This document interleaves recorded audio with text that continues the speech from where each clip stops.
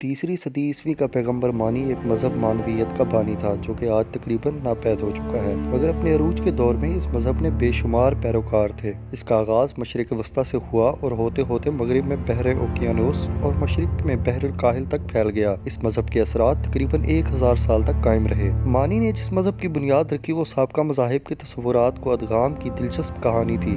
مانی زرتشت، مہاتما بدھ اور یسوع کو سچے پیغمبر سمجھتا تھا، مگر اس نے دعویٰ کیا کہ اسے ایک جدید اور زیادہ مکمل وحی حاصل ہوئی ہے۔ اگرچہ بدھ مت اور عیسائیت کے اثرات مانی کے مذہب میں موجود ہیں، مگر جو عقیدہ سب سے زیادہ حیران کن ہے وہ زرتشتی سے ماخوذ ہے۔ مانی نے یہ تعلیم دی کہ دنیا پر کسی ایک دیوتا کی حکومت نہیں، بلکہ یہ دنیا دو قوتوں کے درمیان مسلسل کشمکش کی جگہ ہے۔ اس میں سے ایک برائی اور دوسری اچھائی ہے، جسے اس نے روشنی اور روح میں شناخت کیا۔ سطحی طور پر عیسائیت خدا اور شیطان کے تصورات کی طرح لگتا ہے، تاہم مانویت میں اچھائی اور برائی کو یکساں طور پر طاقتور سمجھا جاتا ہے۔ اس یقین کے نتیجے میں برائی کے وجود کے متعلق فلسفیانہ تضاد جس نے یہودی اور عیسائی فلسفیوں کو اتنا پریشان کیا ہے، مانویت کے فلسفے میں کوئی مسئلہ پیدا نہیں کرتا۔ یہاں مانوی دینیات کے متعلق تفصیلات بیان کرنے کی کوئی جگہ نہیں، تاہم یہ ذکر ضروری ہے کہ انسانی روح کو اچھائی اور جسم کو برائی سے شناخت کیا جاتا ہے۔ مانویت کے پیروکار یقین رکھتے تھے کہ تمام جنسی تعلقات خواہ و افزائش نسل کے مقصد کے لیے ہی کیوں نہ ہو، ان سے گریز کرنا چاہیے۔ علاوہ ازیں گوشت کھانے اور شراب پینے کی ممانعت بھی تھی۔ پہلی نظر میں تو شاید یہ ناممکن لگے کہ اس قسم کے عقیدے کو بڑی تعداد میں لوگوں نے پذیرائی حاصل ہوئی، تاہم امتناعات کا یہ پورا مجموعہ مانوی کلیسا کے عام افراد پر نہیں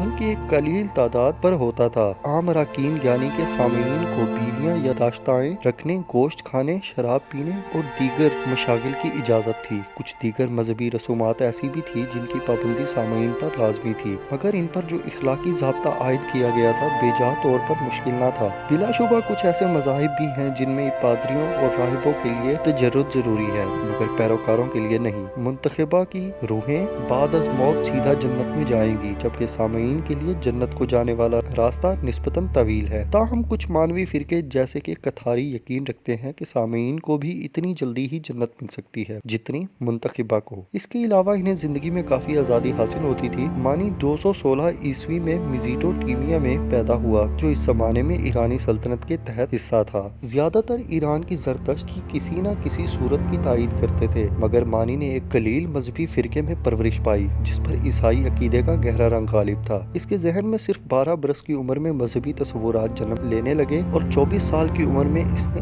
نئے مذہب کا پرچار شروع کر دیا۔ اسے اپنے آبائی وطن میں تو کامیابی نصیب نہ ہوئی، لہٰذا اس نے شمال مغربی ہندوستان کا سفر کیا، جہاں ایک مقامی راجہ کو اپنے حلقہ مذہب میں لانے میں کامیاب ہو گیا۔ 242 عیسوی میں وہ ایران واپس آیا، جہاں اسے شہنشاہ شاپور اول کی حلقہ کی تائید ملی۔ اگرچہ شاپور نے خود تو اپنا مذہب نہ بدلا، مگر وہ مانی سے بہت متاثر ہوا اور سلطنت ایران کے اندر اسے اپنے مذہب کی اشاعت کی اجازت دے دی۔ بعد ازاں ایرانی سلطنت کو بعض اوقات سامانی سلطنت بھی کہا جاتا ہے، جبکہ 226 عیسوی میں ایک نئی سلطنت قائم ہو گئی تھی۔ اگلے 30 برس مانی نے شاپور اول کے دور میں بغیر کسی رکاوٹ کے تبلیغ کی اور اس کے پیروکاروں کی تعداد بے حد اضافہ ہوا۔ اس عرصے کے دوران غیر ممالک میں سفارتی مشن بھیجے گئے، تاہم مانی نے کامیابی سے مجوسیت کے پادریوں میں مخالفت پیدا ہو گئی، جو کہ ساسانی عہد میں ایران کا سرکاری مذہب بن گیا تھا۔ تقریباً 276 عیسوی میں نائب بادشاہ بہرام اول کی تخت نشینی کے بعد مانی کو گرفتار کر کے پابند سلاسل کر دیا گیا۔ 26 دن کی ظالمانہ سزا کے بعد وہ انتقال کر گیا۔ اپنی زندگی میں مانی نے کئی کتب تحریر کی، ایک ایرانی زبان میں اور دیگر سریائی زبان میں لکھی۔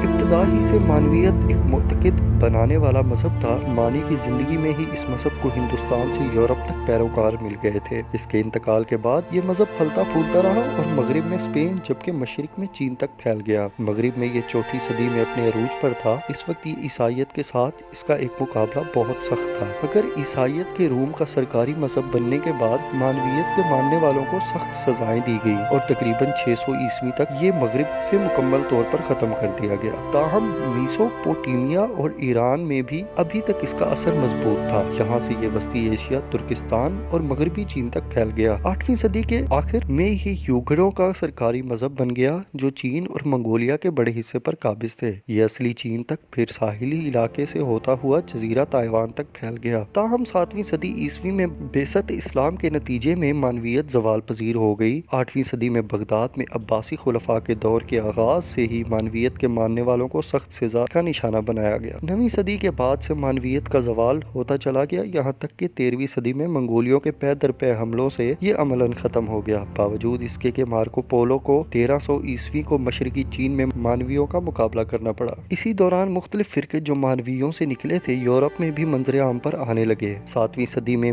بازنطینی سلطنت میں ابھرے بوگوملز جو بلقان میں قومی ترین تھے تقریباً 10ویں صدی میں منظر عام پر آئے، مگر ان یورپی شاخوں میں سے سب سے اہم کتھاری تھے۔ البیجینشینز کے عقائد اگرچہ مانویت سے بہت ملتے جلتے تھے مگر وہ اپنے آپ کو عیسائی تصور کرتے تھے۔ کلیسا کے دقیانوسی حکام انہیں بدعتی سمجھتے تھے۔ واقعتاً پوپ انوسنٹ سوم جو قرون وسطی کا سب سے طاقتور اور کم روادار پوپ تھا نے ان کے خلاف جہاد کا حکم دیا۔ یہ جہاد 1202 میں شروع ہوا اور 1244 تک جنوبی فرانس کے بیشتر حصے کی تباہی اور بربادی اور خوفناک جانی نقصان کے بعد البیجینشینز کو مکمل طور پر کچل دیا گیا۔ اس کے باوجود اٹلی میں 15ویں صدی تک بھی کتھاری مت کو ختم نہ کیا جا سکا۔ کوئی بھی مذہب اپنے سچے ماننے والوں کی زندگی بہت گہرا اثر ڈالتا ہے، اسی وجہ سے کسی ثانوی نوعیت کے مذہب کا بانی بھی اثر آفرین شخصیت کا مالک ہوتا ہے۔ مانویت کا اگرچہ اب مکمل طور پر ختم ہو چکا ہے مگر کسی دور میں یہ ایک بہت بڑا مذہب ہوتا تھا اور مانی بھی ایک اثر آفرین شخص تھا۔ مانی کی تعلیمات کا ایک بدقسمت مگر قابل ذکر انجام یہ ہوا کہ دیگر مستحکم مذاہب نے مانویت کو کچلنے کے لیے بے شمار مظالم کیے۔ نئے مذہب کی تخلیق میں مانی کا کردار بڑا زبردست تھا، اس نے اس کی بنیاد رکھی، اس کا دینی فلسفہ وضع تھا اور اس کا اخلاقی ضابطہ تجویز تھا۔ درست ہے کہ اس کے اکثر تصورات سابقہ مفکرین کے تصورات سے وضع کیے گئے تھے مگر مانی نے ایک نظریات کو ایک مکمل